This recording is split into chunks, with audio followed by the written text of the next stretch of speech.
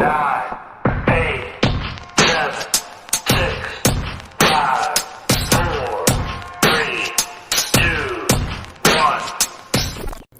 I know somebody's going to say, hey, this ain't about stump grinding or Mustangs. No, I was at the TCI booth, which is the Tree Care Industries trade show, and we talked, looked around for everything that was new, different kind of equipment, different kind of engines or whatever.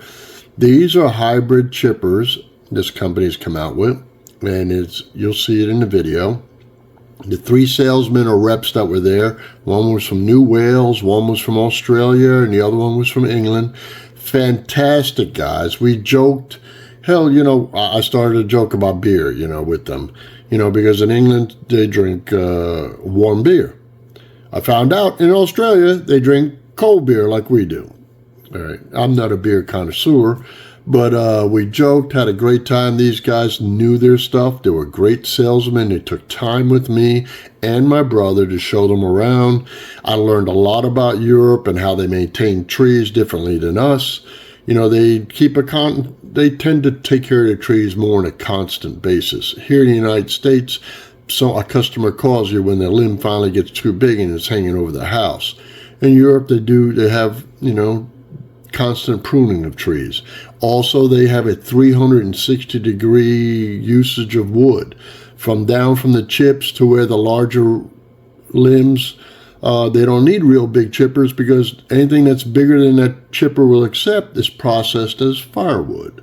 So that's a big difference here than in the United States. So it's nice learning how things are done around the world, and it's also nice talking to reps that actually have other interests and know about engines and anything mechanical. They're just not some guy that, he's reading a pamphlet back to you, all right? So I like it when I can talk to someone and they have a mechanical knowledge, or they, on their days off, they do other things that are mechanical or of interest that I have, or you have.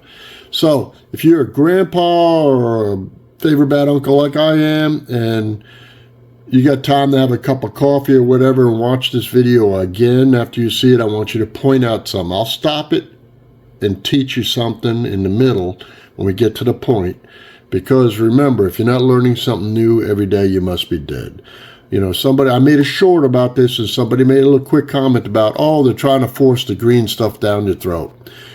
You know what? I understand where you're coming from, my friend, but here's the deal. It's also mechanical knowledge. So it takes somebody with mechanical knowledge to come up with this stuff.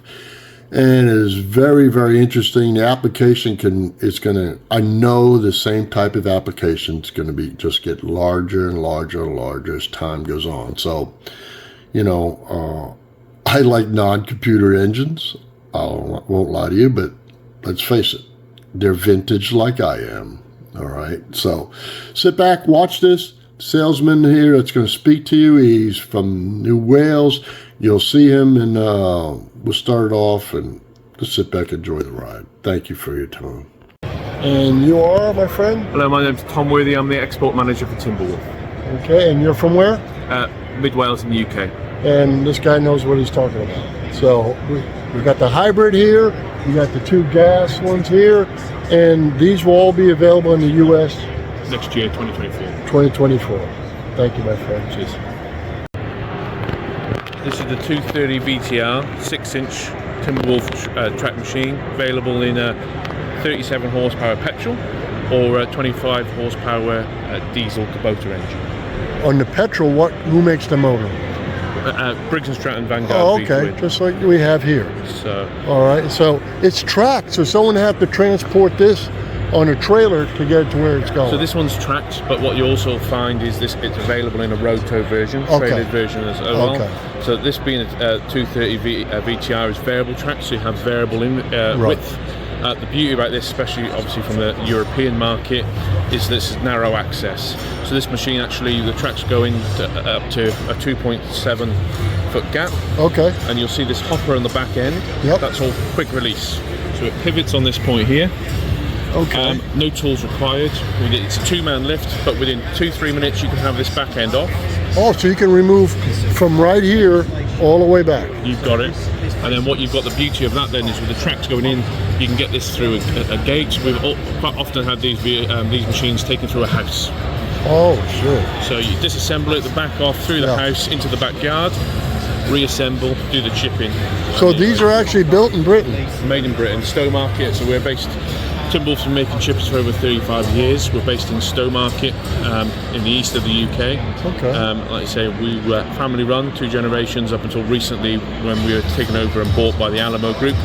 And obviously we're here in the States because we're launching into the US. The Alamo Group owns this, owns Rayco, owns Boxer, and owns Mobar. You've got it. Okay. And so we move up to, and this is a 6-inch. 6-inch machine. All right. So next machine we've got here is a 280 PHB. Fundamentally exactly the same from a control aspect as what we've just seen. Okay. Just bigger and better. So this is officially 8.25 inch machine. Okay. Again, a lot of our machines are known for the simplicity, reliability, and ease of access for maintenance. So you'll see from like central grease points. Yes. Common tools to get access. How many horsepower is this? So this one's our 8 inches available in petrol range at this current moment. 57 horsepower Kubota. Okay. 1605. And are these sold in the U.S.? They'll be launched next year. Next year. 2020. So we have no idea the price on that yet. There's some base prices I've got, but What would it base? Just give me an idea. So on this machine, on 280 PHB, you're going to be looking roughly about 36,000. 36,000. Okay. And then we go up, or are we going smaller? No, so this is what we class as our hybrid machine. So this is here from a technology standpoint, exactly the same as the petrol machine we've just seen in every aspect, with the exception of this has a small diesel power plant, okay, and an electrical hybrid. Oh, so this is a hybrid like a car. You've got it. So on the basis of this, we've got a little Kubota D902. So it sips fuel. 20, yeah. And then that's driving your electric motor. Correct. Which is driving your drum. Well, what the basis of that is, you've got your little 25 horsepower engine, yes, driving your generator synchronous motor. That's creating energy. Right. That energy then is stored up here, which we have 3 supercapacitors. Oh. So those aren't batteries, those are capacitors. Correct. All right, like where I pointed that area there, those aren't batteries, like he said. Those are capacitors. All right. For some of you that don't know what capacitors are or where they're used is a lot of applications. Okay. You'll find capacitors in your air conditioning system by your electric motors. Capacitors are used in microwaves. What a capacitor is, it's a place to store temporary electrical energy. Batteries are for a little longer term and deeper. Capacitors are for quick release. Let's just talk about it this way so I don't over explain something, okay? Let's look at it like parking lots. There's long-term parking. That's what a battery is. Long-term parking of electricity, all right? Then there's short-term parking. Short-term parking is, that's what capacitors are. So you're parking electricity for a short term in a location to be quickly taken out, like a short-term parking. You're in and you're out, all right? Long-term, you're going to be there for a long period of time, like the parking lot, the long-term parking at an airport or somewhere. You're going to park electrical energy for long-term. All right, that's as simplified as I can get it to explain it to you. So remember, if you're not learning something new every day, you must be dead, and you just learned something new, hopefully. And if you already knew it, pass it on. That's the whole thing that's going on here. People learn knowledge and don't want to release it, kind of like capacitors and batteries, all right? The long-term battery guy don't want to let anything go. Me, you know what? I'm short-terming it now, right? So I'm trying to teach as much as I can. And I'm not saying I'm passing away today, but, you know, I got to be a realist. I'm 62, 20 years from now, 82, I might not even know my own name if I live that long. All right, so hey, let's get back to the video.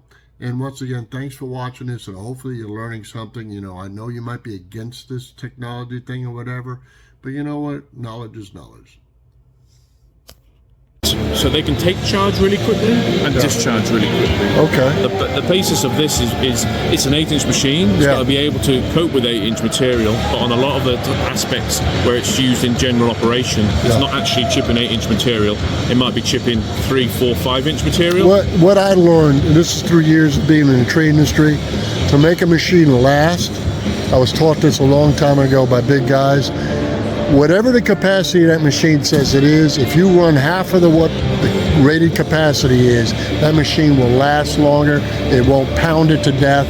It just makes more sense. So again, exactly on that. So we've got the engine for what we class as the day-to-day, your general, but then like you say, because this is an 8-inch chipper, you need to be able to chip that 8-inch material. So like you say, 25 horsepower here. We have the equivalent of 37 horsepower stored here. Okay. When you need it, you got that power on demand. So as soon as it senses that you're putting some larger material through, it says, I need some help. And that's when the hybrid comes in? Kicks in. Rather than providing energy, it takes energy, assists the engine and gives you 62 horse peak power. Oh, shoot. This is something, this isn't out yet. This will be out next year. Correct. So this is in the UK. It's available throughout Europe. We'll bring it into the US. Just give me a roundabout what you think this will cost. So roughly this machine's going to be about the 61, 62,000 on that. And that motor should just sip fuel. Correct. So benefits on this: fuel usage on a comparable product is 50%, 40 to 50% less fuel usage. Right. Same on the emission side of things. So again, really simple. Again, a feature of this machine that we've got, new electronic system, is connected to an application on your phone free of charge. Gives you access by your smartphone. One of those features is remote diagnostics. Oh, good Lord. If you do have problems, you're sharing that so a guy can check his own piece of equipment. Simple as you've got I/O status. Every switch can be monitored on the machine. You can do that on your phone, so you can go around, check each switch and see the status of it. If for whatever reason you can't find the issue from that aspect, you can get anyone in the world, whether it's Timberwolf in the UK, they can dial in through your phone, they can connect to the machine, they can take the software out, they can reload new software, they can fully diagnose it and hopefully get you running. Well, you know what? Once again, thank you, my friend. And you know what? Finding someone that knows their stuff is pretty rare. Thank you very much. Thank you, my friend.